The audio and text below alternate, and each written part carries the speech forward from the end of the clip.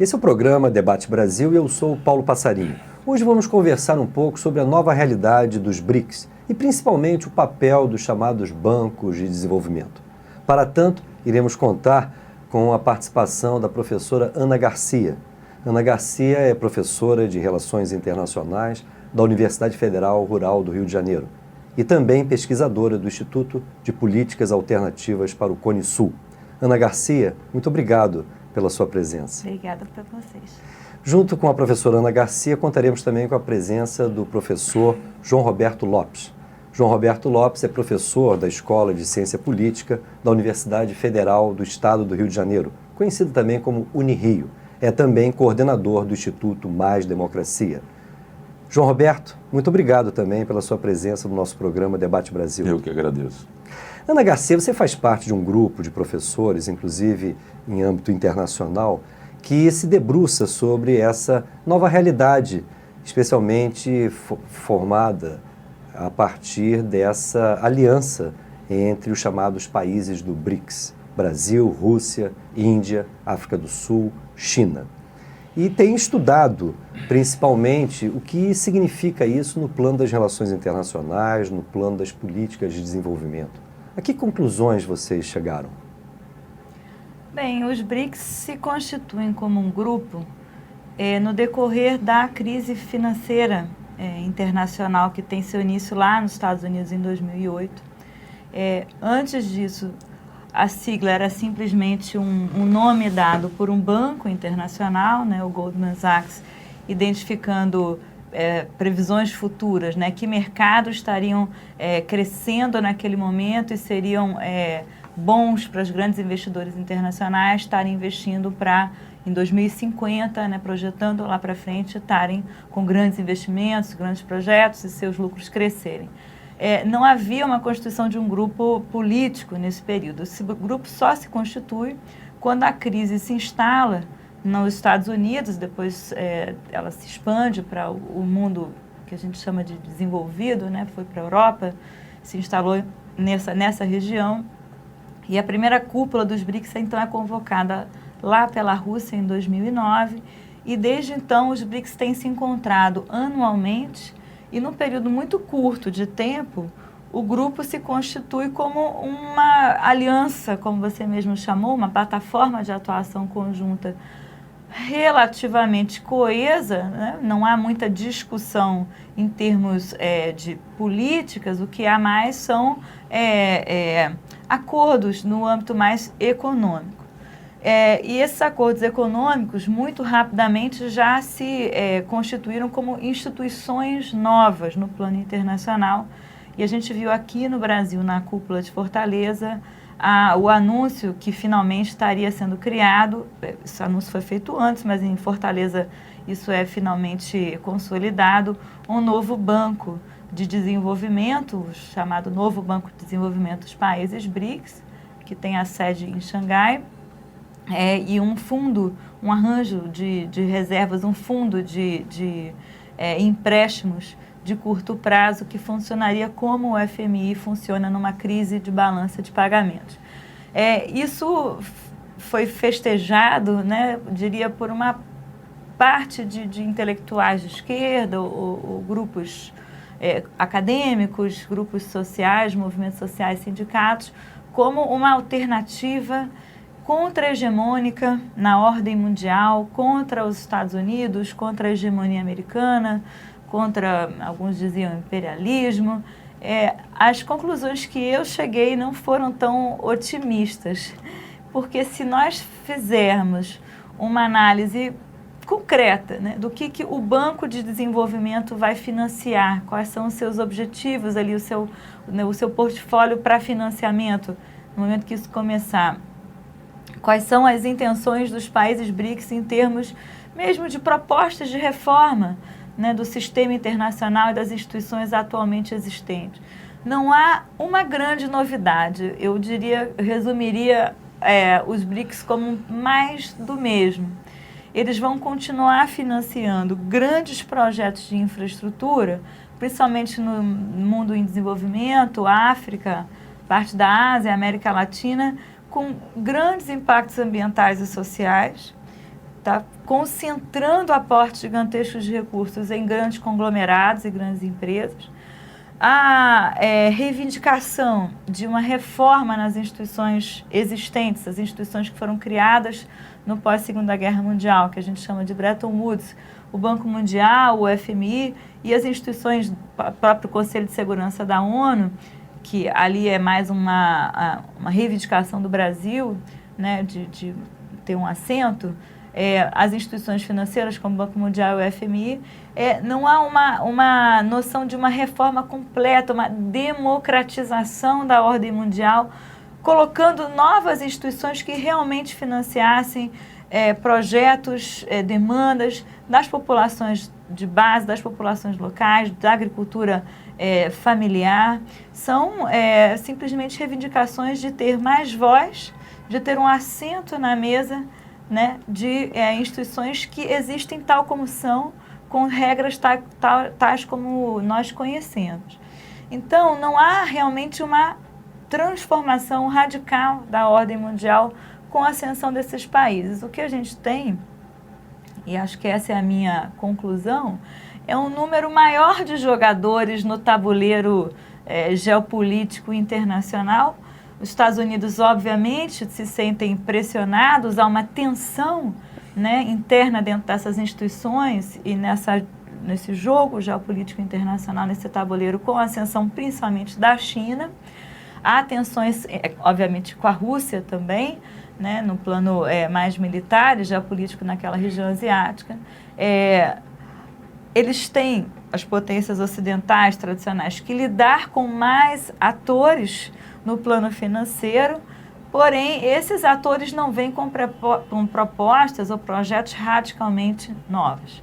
Eles vêm reforçando, né, na minha visão, uma acumulação capitalista que a gente conhece, extremamente predatória, com consequências ambientais, que a gente está vendo aí, né, o aquecimento global está aí, a industrialização, como foi feita pelos próprios americanos e europeus, foi muito predatória, e os países BRICS vêm reforçando esse modelo, principalmente no campo de commodities, petróleo, gás e mineração, e nos grandes projetos de infraestrutura. Professor João Roberto, queria a sua visão sobre os BRICS, acrescentando um aspecto que me parece também relevante. Na verdade, esses países têm peculiaridades muito distintas. São países heterogêneos. Inclusive, dentre esses 5 países, Brasil, Rússia, Índia, África do Sul e China, 3 deles possuem, inclusive, armas nucleares e a África do Sul e o Brasil não as possuem.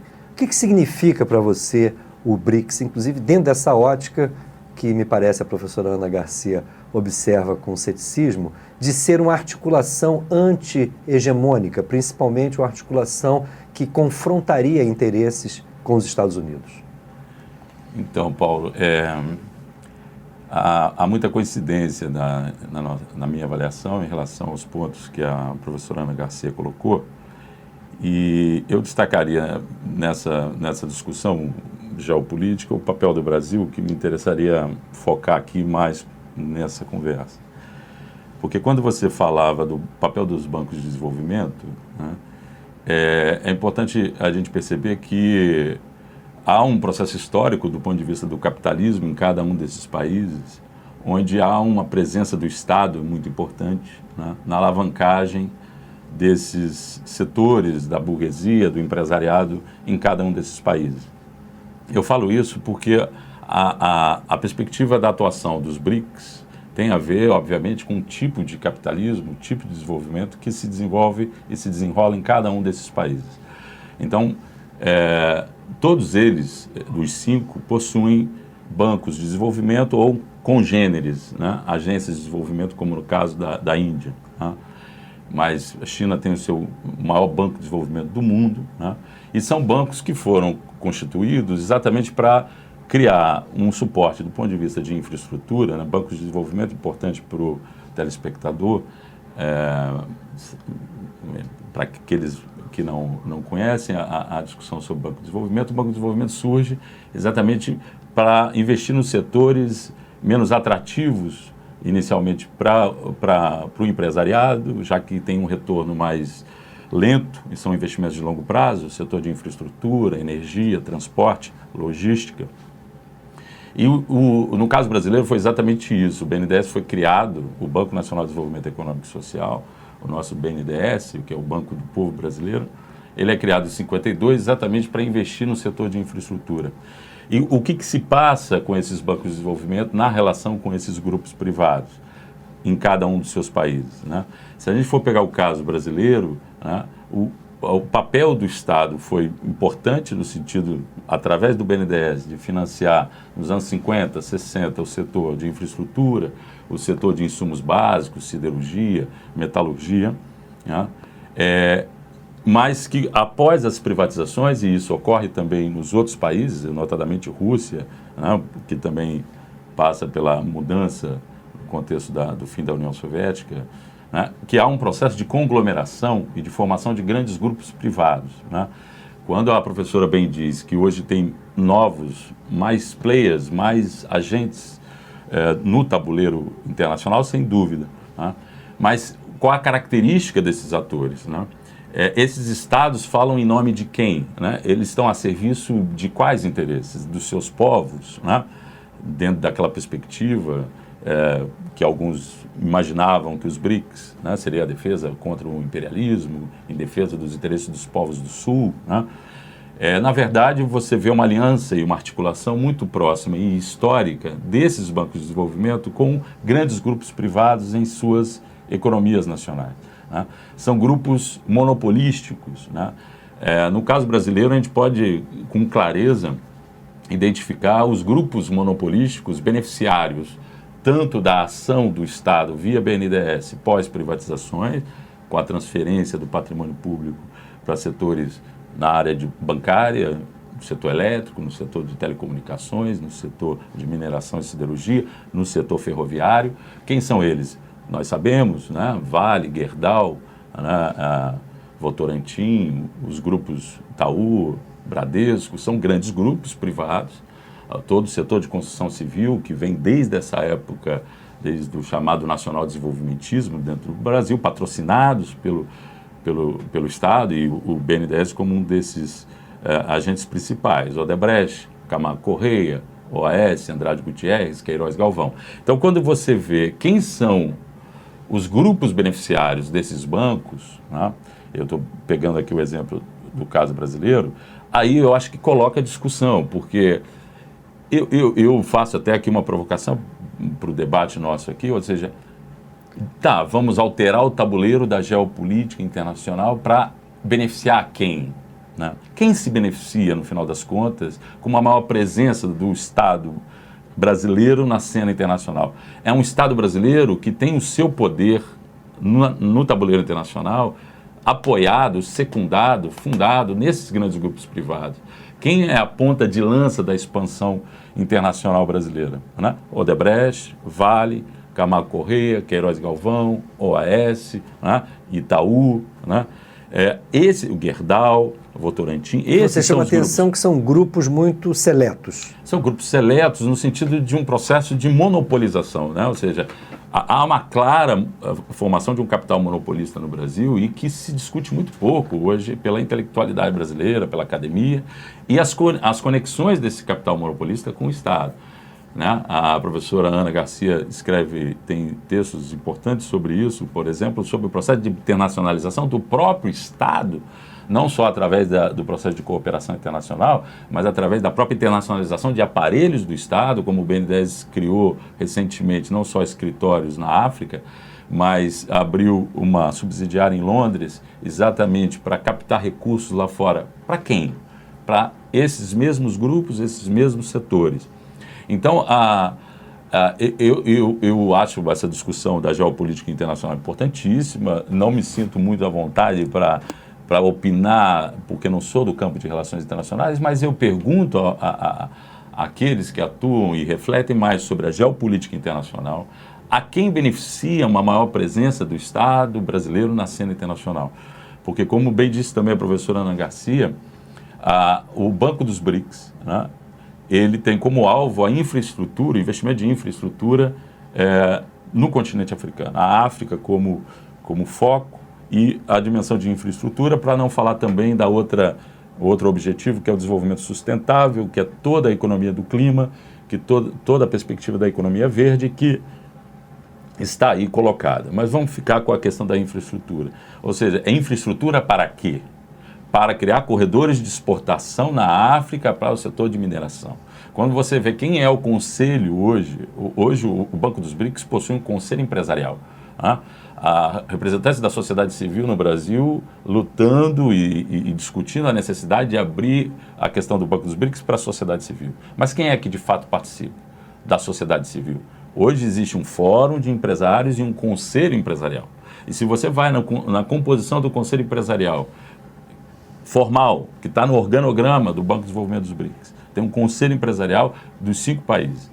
Quem está representado? São os grandes conglomerados privados de cada um desses países. Né? No caso brasileiro está a Vale, está a Gerdau e está a Marco Polo, que é uma das grandes exportadoras de carroceria e é um dos poucos exemplos na indústria brasileira de maior valor agregado, né? Que tem um papel importante do ponto de vista internacional. Normalmente se fala muito da Embraer, né? Da Marco Polo e da WEG Motores. São os 3 exemplos de uma atuação de setores com maior valor agregado e que dariam maior retorno para a sociedade.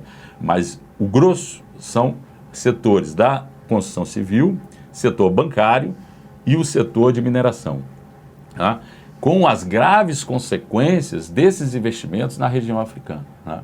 Volta a professora Ana Garcia. Por que você destaca o continente africano? No caso da América do Sul, a estratégia seria diferente? Não, eu estou dizendo que em relação ao Banco de Desenvolvimento dos BRICS, esse é o foco. Agora, se você pega o Plano de Desenvolvimento da África, que foi desenvolvido lá pela comunidade africana, né? Que é o plano voltado para corredores de exportação, né? Você criar corredores logísticos de infraestrutura, com transporte ferroviário, rodoviário, estrutura portuária, para escoar a produção primária da África. Esse modelo é exatamente o mesmo da famosa IRSA, que é a Iniciativa de Integração da Infraestrutura Física Sul-Americana, que agora mudou para COSIPLAN, mas é a mesma coisa. Ou seja, são estruturas, eixos de exportação, né, para beneficiar esse modelo que alguns chamam de neo-extrativista, que perpassa todos os países latino-americanos, né, independentemente da coloração política, partidária, e a mesma coisa se passando na África. Então, em relação ao Banco de Desenvolvimento dos BRICS, há um foco na África, exatamente porque é uma área ali, uma fronteira de expansão dos negócios, né? O representante da África do Sul no Conselho Empresarial é o proprietário, o controlador majoritário da Rainbow Mineral, que é uma das maiores mineradoras da África do Sul, né? Então, esse é o foco, e eu ia dizendo, como tenho a professora Ana Garcia como uma referência importante nesse debate, também das violações de direitos associadas à expansão desses negócios, por parte das empresas chinesas, por parte das empresas sul-africanas e por parte das empresas brasileiras, como no caso da Vale em Moçambique, recentemente estudado em detalhes. A professora teve, e eu tive a oportunidade de conhecer um trabalho que ela desenvolveu junto, trabalho de campo, no caso de Moçambique, né? Ou seja, constatando graves violações por parte da Vale na província de Tete, em Moçambique, por conta da exploração do carvão mineral da cidade de Moatize, né? Mas então é esse desafio, né? E que nós estamos aí diante dele e precisamos realmente debater, ou seja, há muito pouco debate na sociedade brasileira, na academia também, hoje muito dominado pelo Fla-Flu, PSDB, PT, e pouca discussão mais aprofundada sobre os desafios reais que nós estamos vivendo. Obrigado, João Roberto, obrigado, Ana Garcia. Nós vamos agora a um breve intervalo do nosso programa Debate Brasil e voltaremos dentro de instantes. Eu quero lembrar a vocês que todos os nossos programas Debate Brasil estão disponíveis também no canal YouTube. Lá você poderá assistir não somente a esse programa com a entrevista de Ana Garcia e João Roberto Lopes, mas também todos os demais programas que temos feito aqui pelo Debate Brasil. Dentro de instantes, estaremos de volta.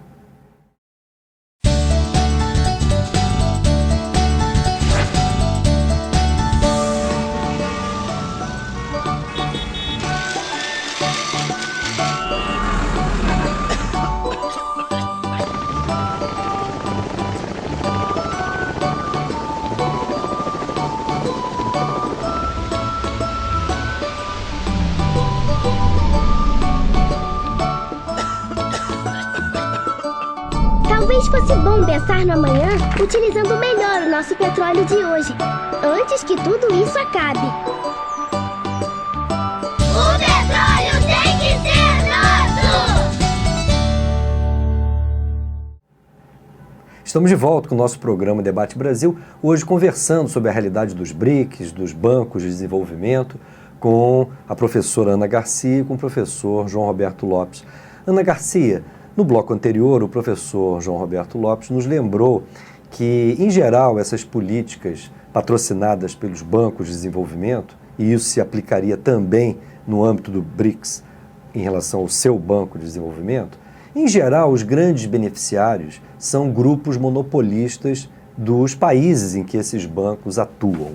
Eu lhe pergunto, essa não é uma tendência absolutamente irreversível, considerando que o processo capitalista ele é concentrador e cada vez mais controlado por grandes grupos econômicos?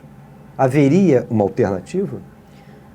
Paulo, esse é um processo histórico. A gente vê desde o século XIX, né, os historiadores e até mesmo os revolucionários aí do início do século XX, clássicos, apontavam para o processo de monopolização, né? O capitalismo ele é contraditório, né? Da competição ele cria o seu contrário, que são os grandes monopólios que dominam o mercado, dominam os preços dos seus produtos e todas as demais empresas são subordinadas a esses grandes conglomerados, quando não abocanhadas, né, por eles. Esse é um dado que não é inventado aqui no Brasil, obviamente, muito menos inventado nos países BRICS.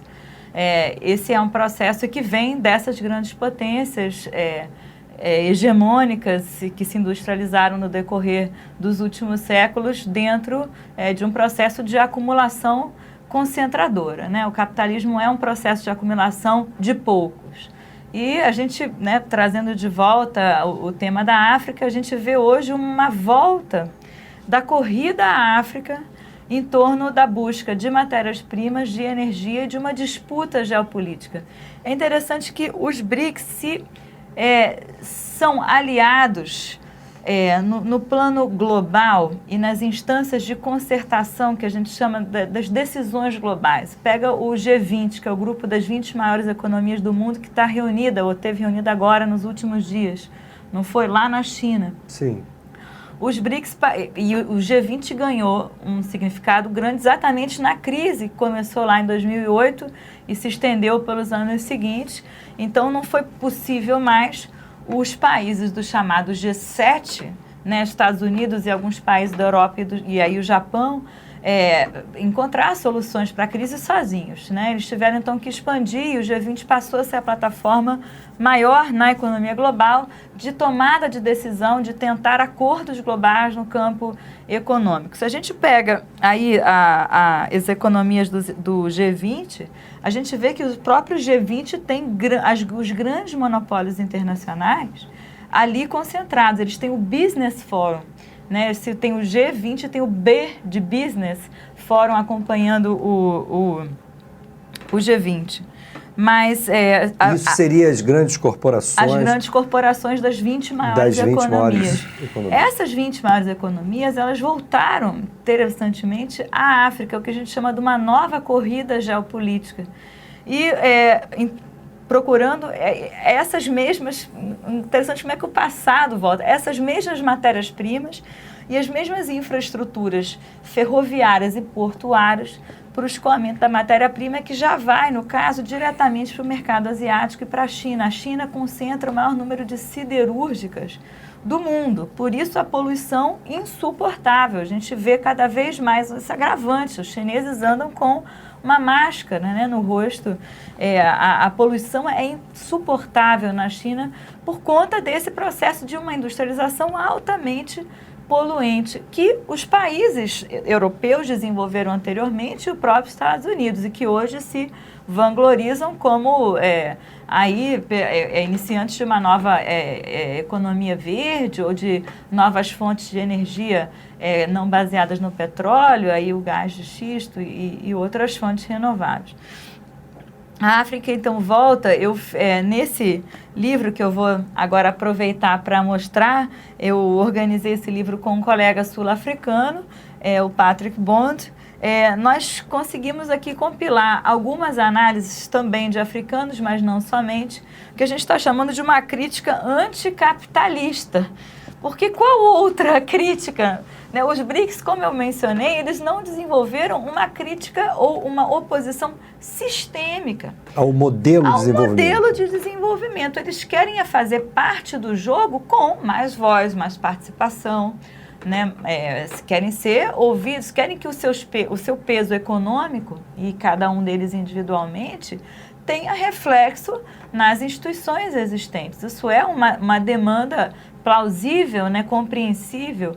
O que a gente não pode confundir, e que, ao meu ver, a gente acaba confundindo, ou muitos acabam confundindo, é que os BRICS tenham se tornado um novo polo opositor. Né? A grande discussão ampla, a grande questão é o que a gente chama aí de uma transição hegemônica. Né? Estariam os Estados Unidos perdendo sua hegemonia e a China ganhando, portanto, essa categoria de um polo de poder internacional, uma nova potência hegemônica? No plano militar, não. Apesar da China crescer muito em termos de investimentos militares, apesar da China fazer cada vez mais exercícios nos mares asiáticos com sua marinha, os Estados Unidos estão observando isso com muita atenção, nem de perto ainda o arsenal e o peso militar chinês consegue chegar ao peso que os Estados Unidos têm em termos militares. Porém, em termos econômicos, não. Né? A China, que na verdade dentro dos BRICS, seria aí essa ponta, né, de renovação, de uma nova grande potência. Então, muitos começam a pensar que, enfim, eles seriam, e junto aí deles a China, um novo polo. Agora, se a gente observa dentro dos BRICS, você mesmo disse que eles são muito diversos, eu vejo o Brasil e a África do Sul vivendo hoje uma crise que envolve, é claro, a nossa crise aqui brasileira, mas é muito mais ampla. Por quê? De um lado, China e África do Sul, principalmente, basearam as suas economias, estruturaram as suas economias nas últimas décadas para exportação de minérios e de commodities agrícolas, visando o mercado chinês. Os dois países. No caso, a África do Sul e o Brasil. A África do Sul e o Brasil, desculpa.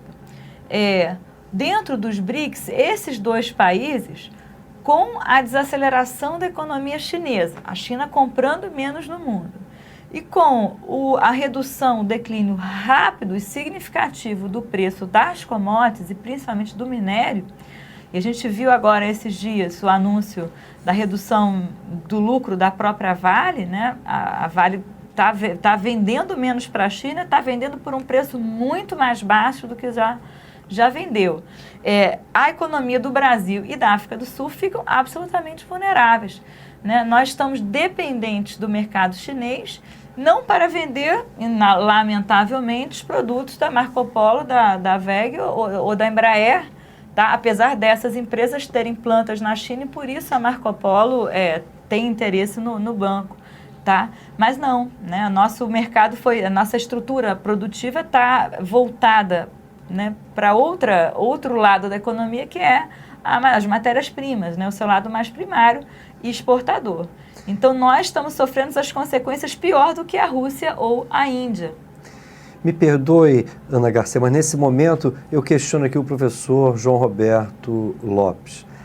Me parece que a professora Ana Garcia chama a atenção de problemas, contradições que teríamos com esse tipo de inserção que a economia brasileira acaba trilhando, especialmente desde os anos 90, onde a gente se especializa, de alguma forma, no fornecimento de matérias-primas. E parece que há grandes empresas brasileiras interessadas nisso.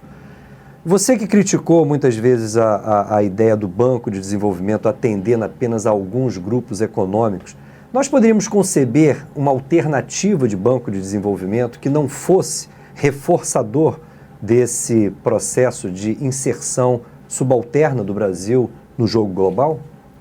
Então, Paulo e Ana e telespectadores, eu acredito que uma primeira questão em relação ao que você havia colocado sobre a formação do capital monopolista, concentrado, como algo que faz parte da formação capitalista, Quer dizer, primeiro, há necessidade de uma admissão, no caso brasileiro, de que nós estamos nessa fase monopolista. Quer dizer, isso, para os especialistas, os estudiosos, não há reflexão suficiente, nem acordo suficiente sobre isso.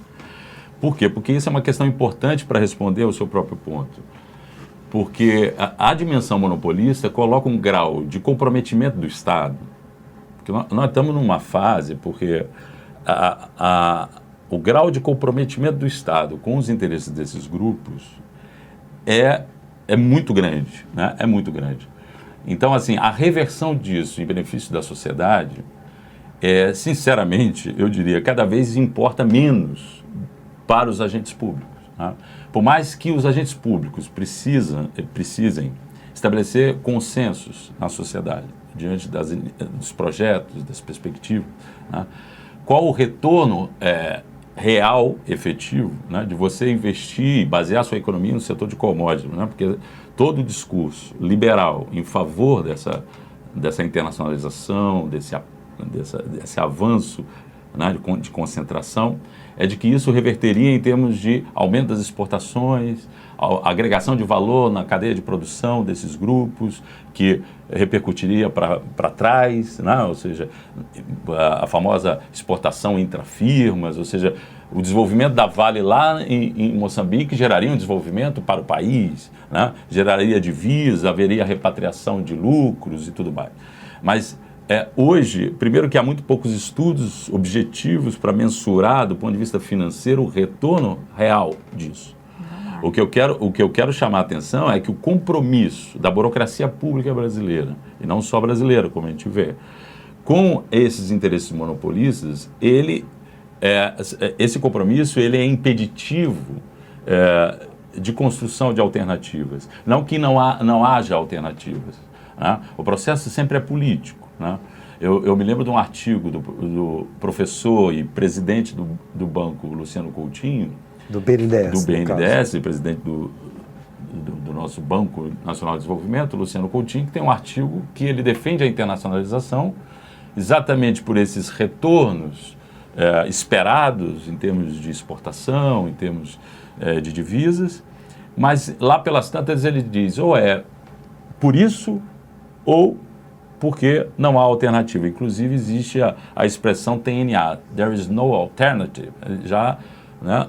Cunhada por Margaret Thatcher, para fazer apologia do liberalismo. Então, é como se não houvesse alternativa. Na verdade, há alternativa. E a sua pergunta, então, em relação à possibilidade de se pensar outros caminhos, em termos dos bancos de desenvolvimento, sem dúvida, né? Porque os bancos de desenvolvimento, eles atuam, sem dúvida, eles não são... eles são bancos, ou seja, precisa haver retorno, precisa haver giro, né? Mas não são bancos comerciais, né? Ou seja, não são bancos que estão voltados a aumento da sua rentabilidade do ponto de vista de lucratividade crescente. Ou seja, é papel do Banco de Desenvolvimento investir em setores, em áreas, em projetos, né? Que tenham alguma dificuldade de alavancagem do ponto de vista econômico, financeiro, né? Imagina um território, um país como o Brasil, a diversidade regional, né? Hoje, por exemplo, não se fala mais em desenvolvimento regional, né? Ou seja, as possibilidades que haveria, um BNDES que tem um orçamento maior do que o do Banco Mundial, né? Um orçamento que tem se estabilizado na casa aí dos 130, 140 bilhões de reais, o papel que esse banco poderia ter no desenvolvimento regional das diferentes regiões do país, pensando em projetos integrados, articulados, de infraestrutura social, não infraestrutura para as empresas, porque hoje se fala, temos que investir em infraestrutura. Quando você vai ver, a infraestrutura é para a empresa, não é para a sociedade, não é expandir a malha ferroviária, a malha ferroviária urbana para favorecer um transporte de massa. Então, assim, dizer que não há alternativa para a atuação desses bancos é cada vez mais correto do ponto de vista objetivo, porque o compromisso do Estado com esses grupos é cabal, é total. Mas ele é totalmente absurdo, né? Se a gente... porque, na verdade, é você cruzar os braços diante de uma realidade que precisa ser denunciada, né? precisa ser denunciada, precisa ser analisada, precisa ser discutida, mas no meu entendimento precisa ser denunciada porque é um grau de comprometimento. É só ver o caso do Rio de Janeiro, os mega eventos esportivos, que reproduz a mesma relação com esses grupos privados, as mesmas empreiteiras, como se não tivessem outras empreiteiras, outras empresas de construção civil que pudessem estar atuando aqui na região, diversificando ou trabalhando com projetos de menor escala, né, projetos que estivessem voltados para os interesses da população do Rio de Janeiro. Então, ou seja, não há alternativa para essa lógica monopolista. Realmente, se admitimos que faz parte do processo capitalista, realmente por aí não há alternativa, porque o grau de compromisso é muito grande. E nós precisamos, na verdade, construir muita reflexão e muito processo político de organização, né, para se contrapor a esse processo, né? Para não dizer da experiência, né, mas aí vai o outro tempo, vai um outro bloco, que foi a tentativa de um grupo de organizações em 2007 até 2011 de tentar democratizar o BNDES. Essa experiência ocorreu no Brasil, a plataforma BNDES, que foi uma tentativa de democratizar realmente o BNDES, e o BNDES se fechou a esse tipo de diálogo, né, do ponto de vista de construção de alternativas para financiar projetos de infraestrutura social, projetos de agricultura familiar, projetos do campo do cooperativismo, da economia solidária. Mas essa tentativa ocorreu no caso brasileiro, mas infelizmente não foi à frente. O professor João Roberto, Ana Garcia, nos lembra essa experiência importante da plataforma BNDES, que colocou na agenda, na verdade, uma disputa política a respeito das definições de investimento mais estratégicos do banco, do BNDES. Me parece que essa questão política expõe justamente, aparentemente, essa contradição entre os interesses dos grupos monopolistas, que acabam tendo muita ascendência sobre o Estado e sobre suas políticas, e as demandas da sociedade, não é? E no que tange à infraestrutura, Paulo, só lembrando, né, a questão que nós estamos vivendo hoje da epidemia da Zika. Todos lembrando a saneamento básico. Né? A água parada, a falta de saneamento básico está levando à reprodução da larva do mosquito. Ora, não tivemos o PAC, não temos o BNDES para financiar a infraestrutura, por que não financiar a infraestrutura para o povo, para a população, para nós? Mas não, a infraestrutura, a tal famosa, mística infraestrutura, são as grandes infraestruturas que vão efetivamente beneficiar os mesmos grandes conglomerados, grandes hidrelétricas, ferrovias e portos, né? Então, acho que essa é uma questão, quando a gente diz para que e para quem os bancos de desenvolvimento, o que está sendo realmente transformado, né? Se não é pensado a partir das populações, a partir da sociedade, não tem como transformar, né? Se só os de cima, né? Se só o andar de cima é que está sendo beneficiado e ele mesmo manda, obviamente as contradições vão permanecer. Ana Garcia e João Roberto, vamos novamente a um brevíssimo intervalo, mas voltaremos dentro de segundos com o nosso bloco final do programa Debate Brasil de hoje, conversando com a professora Ana Garcia e com o professor João Roberto Lopes a respeito da realidade dos BRICS e especialmente dos bancos de desenvolvimento. Dentro de instantes estaremos de volta.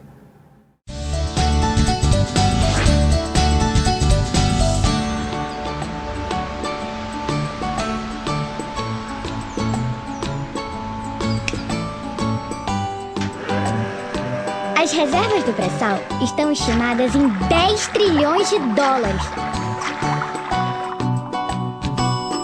Quantia suficiente para erradicar todas as mazelas do nosso país.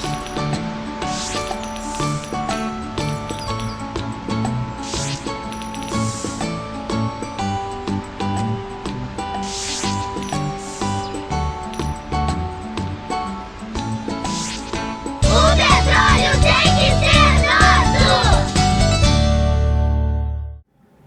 Estamos de volta com o nosso programa Debate Brasil, hoje conversando sobre a realidade dos BRICS, dos bancos de desenvolvimento, com a professora Ana Garcia, da Federal Rural do Rio de Janeiro, e com o professor João Roberto Lopes, da Unirio do Rio de Janeiro.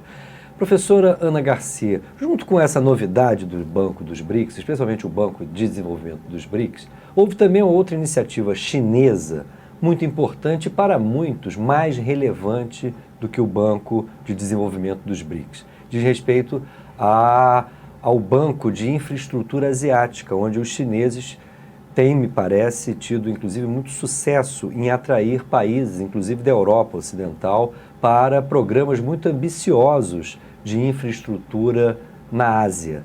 Como que você vê esse processo concomitante, tanto de articulação dos BRICS, do seu Banco de Desenvolvimento, e ao mesmo tempo dessa articulação chinesa, em última instância, que de alguma forma estabelece algum tipo de competição com os BRICS? Como você vê esses dois movimentos dos chineses?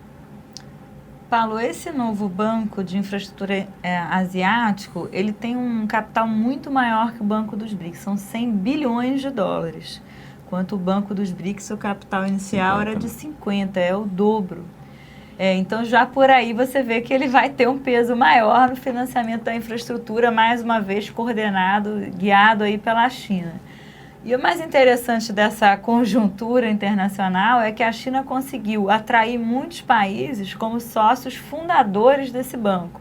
Os países BRICS são sócios fundadores do banco, outros países asiáticos também e grandes aliados dos americanos, por exemplo, a Inglaterra, a Alemanha, a Holanda. A Holanda também está associada ao Banco dos BRICS.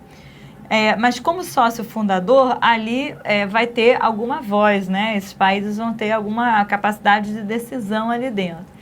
E isso realmente estremeceu, digamos assim, os Estados Unidos, porque o seu principal aliado na Europa, a Inglaterra, se associando aí aos chineses.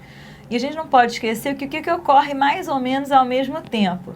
Os Estados Unidos fecham, ou estão em vias de fechar, duas grandes novas alianças.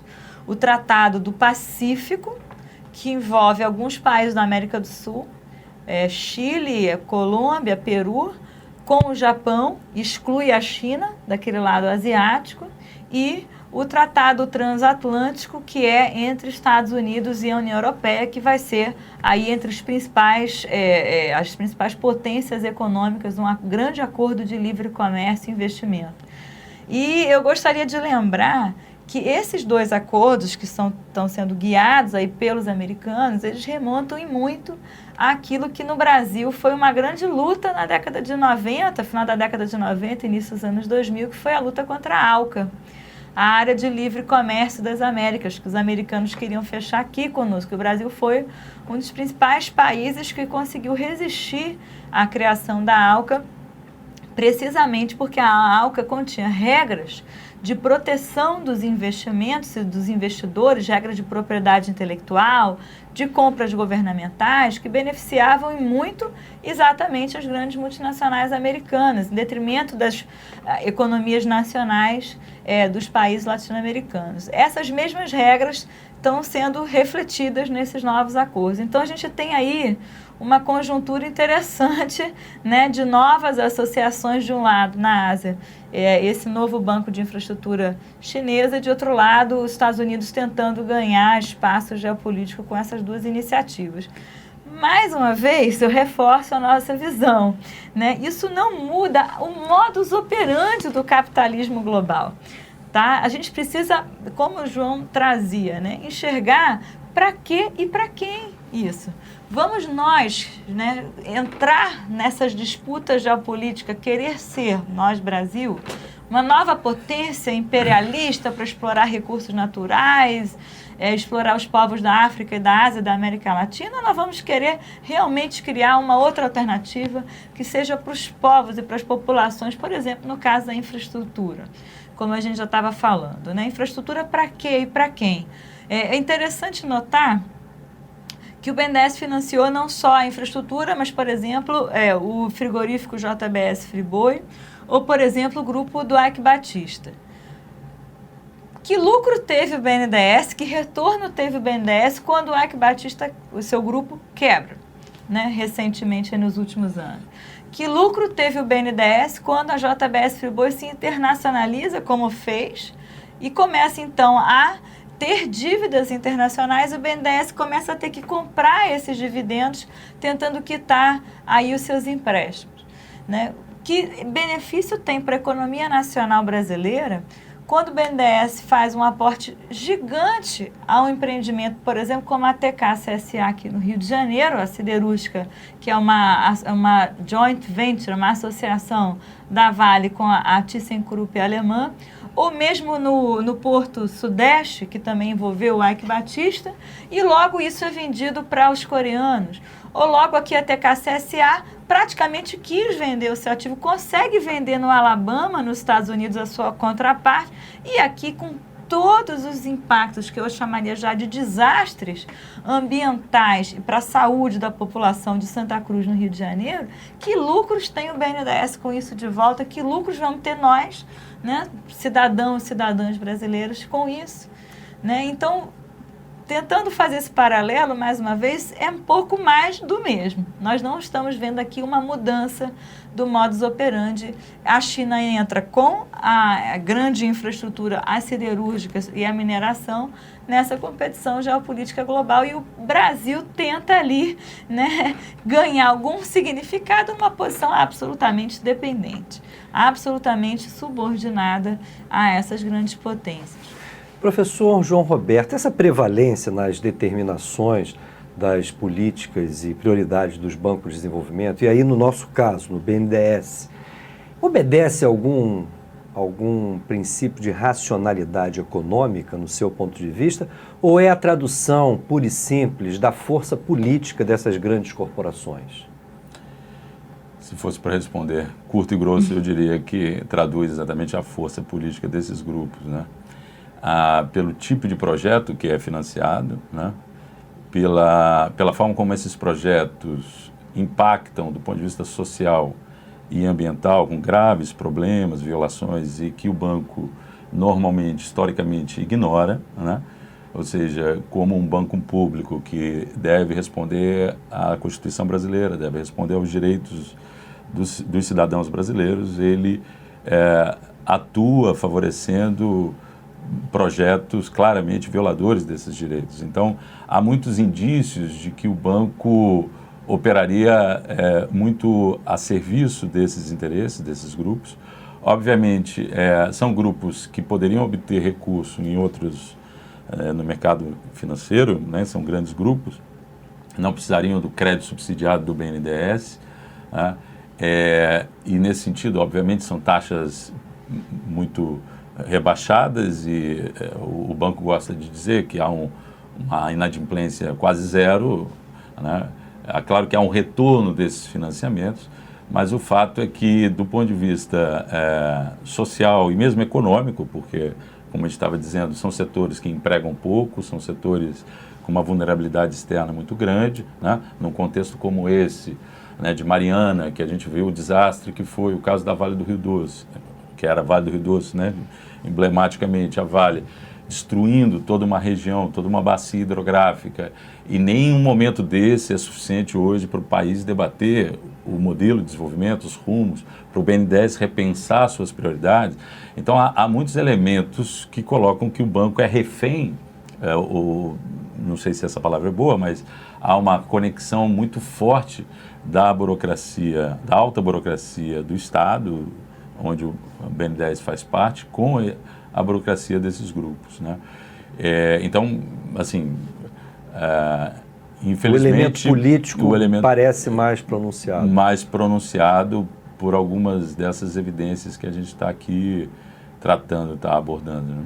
Agora, há movimentos contraditórios. A Petrobras, nesse momento, vive uma crise importante, inclusive a sua direção precipita uma política de venda de ativos muito questionada, porque isso poderá afetar de uma maneira muito forte a própria sinergia de uma empresa de energia que sabidamente se dedica desde a exploração, produção de petróleo até a revenda de combustíveis, e evidentemente esses diversos segmentos têm uma lucratividade diferenciada, e são justamente alguns segmentos mais lucrativos que nesse momento a direção da empresa procura justamente colocar à venda em um momento onde, sabe-se, o setor do petróleo como um todo, mundialmente, vive uma crise por conta dessa queda acentuada do preço do barril do petróleo.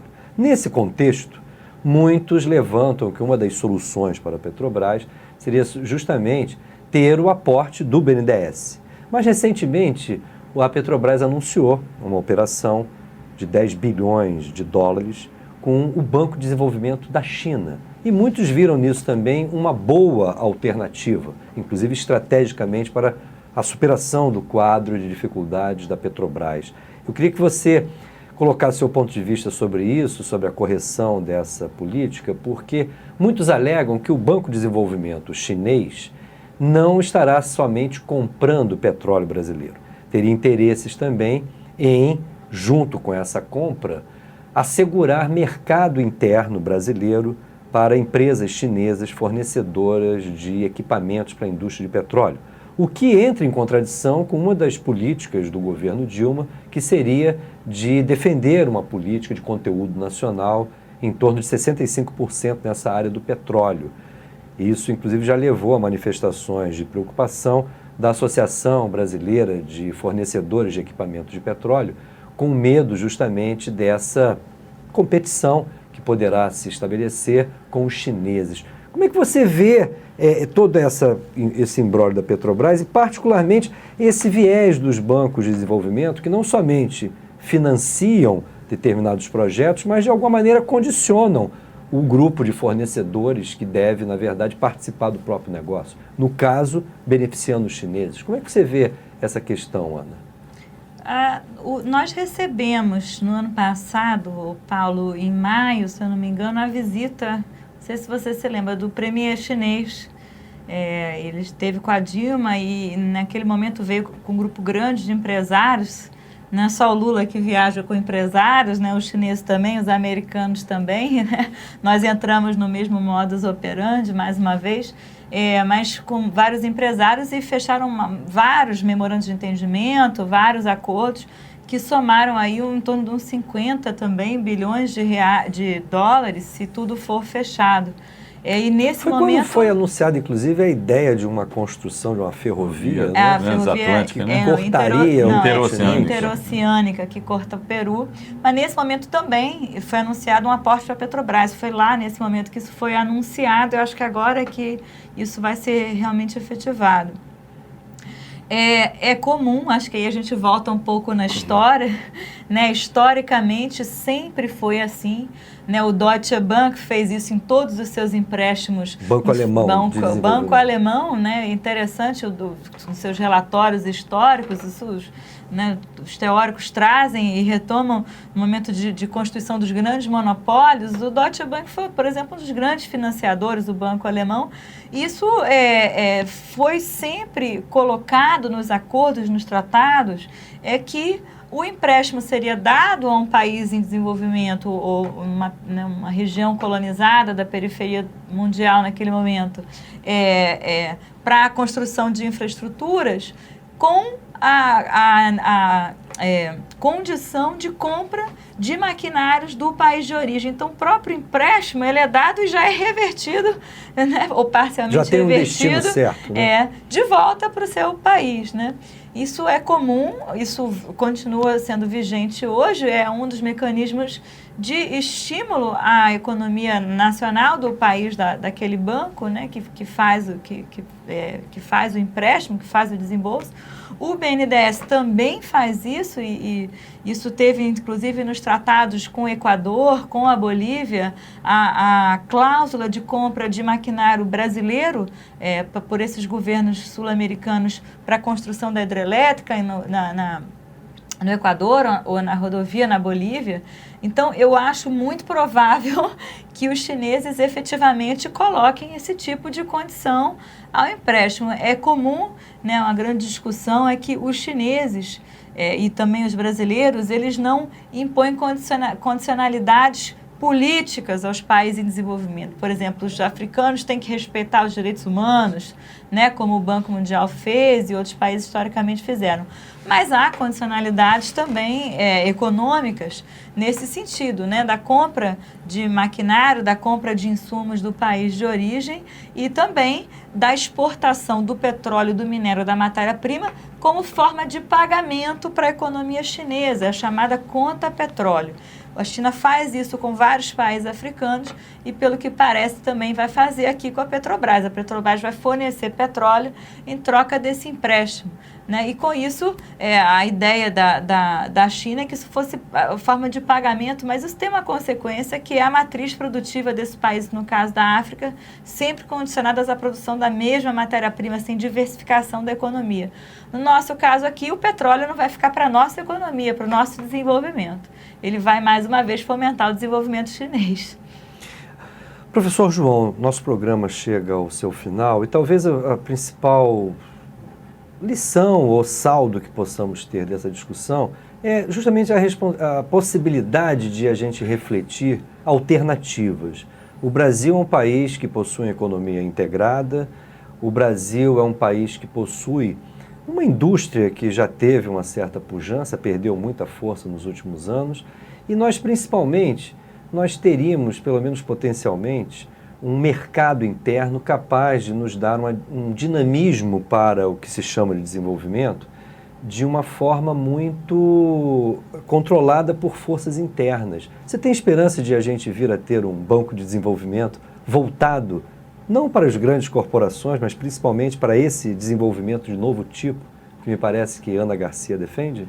Diante do cenário político que nós estamos vivendo, eu acho que seria meio temerário ter uma visão otimista, né? Eu acho que nós precisamos construir isso, né? Mas é possível, sem dúvida, mas o cenário político é um cenário bastante